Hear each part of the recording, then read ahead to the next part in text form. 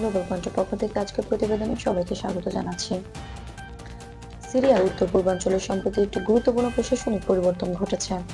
আজ 2026 সালের 9 ফেব্রুয়ারি রুমেল্লার তেলক্ষেত্রে দামেস্ক সরকারের প্রতিনিধিরা পা রাখেন।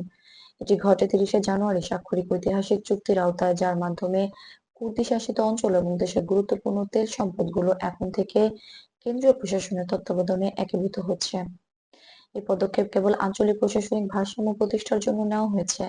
পূর্বে কুর্দি স্বায়ত্তশাসিত প্রশাসন ও সমর্থিত মিলিশিয়াগুলি এই অঞ্চলে কার্যক্রম চালাতো। তবে কেন্দ্রীয় সরকারের উপস্থিতি এবং প্রশাসনিক পুনর্গঠনের মাধ্যমে রুমেল্লা সহ অন্যান্য তেল ক্ষেত্রের নিরাপত্তা ও কার্যক্রম নিয়ন্ত্রিতভাবে পরিচালিত হচ্ছে। বিশ্লেষকরা মনে করছেন এই পরিবর্তন সিরিয়ার অভ্যন্তরীণ স্থিতিশীলতা বৃদ্ধিতে সহায়ক হতে পারে।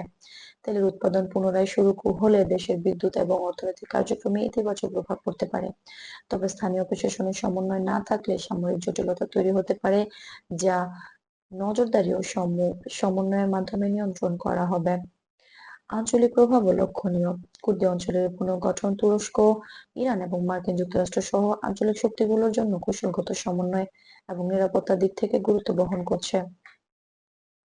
আন্তর্জাতিক পর্যবেক্ষকরা সতর্ক করেছেন যে পরিস্থিতি সংবেদনশীল হওয়ায় ভুল বোঝাপড়া বা গুজব আঞ্চলিক ভূরাজনৈতিক প্রভাব বাড়াতে পারে। এছাড়া জাতিসংঘ ও অন্যান্য আন্তর্জাতিক সংস্থা কুর্দি অঞ্চল এবং তেল ক্ষেত্রের নাগরিক সুরক্ষা এবং মানবিক সহায়তা নিশ্চিত করতে নজরদারি চালাচ্ছে। কেন্দ্রীয় প্রশাসনের নিয়ন্ত্রণে আসার পরও সাধারণ জনগণের মৌলিক পরিষেবা বজায় রাখা গুরুত্বপূর্ণ চ্যালেঞ্জ হিসেবে থেকে যাচ্ছে। তবে কেন্দ্রীয় সরকারের উদ্দেশ্যে শুধুমাত্র প্রশাসনিক নিয়ন্ত্রণ এবং তেল সম্পদ পরিচালনা করা এটি সরাসরি কোনো সংঘর্ষ বা প্রাণহানির উদ্দীপনা নয়, বরং প্রতিরক্ষা, নজরদারি এবং নিয়ন্ত্রিত প্রশাসনিক পুনর্গঠন হিসেবে দেখা হচ্ছে। সিরিয়া এই নতুন পরিস্থিতি আন্তর্জাতিক সম্প্রদায়ের জন্য গুরুত্বপূর্ণ বার্তা বহন করছে। এটি দেখায় কুর্দি অঞ্চল এবং তেল সম্পদের নিরাপত্তা কতটা সংবেদনশীল এবং সঠিক তথ্য পর্যবেক্ষণ ও কূটনৈতিক সমন্বয় কতটা অপরিহার্য। গ্লোবাল পয়েন্টের পক্ষ থেকে সবাইকে ধন্যবাদ জানাচ্ছি আমাদের সঙ্গে থাকার জন্য।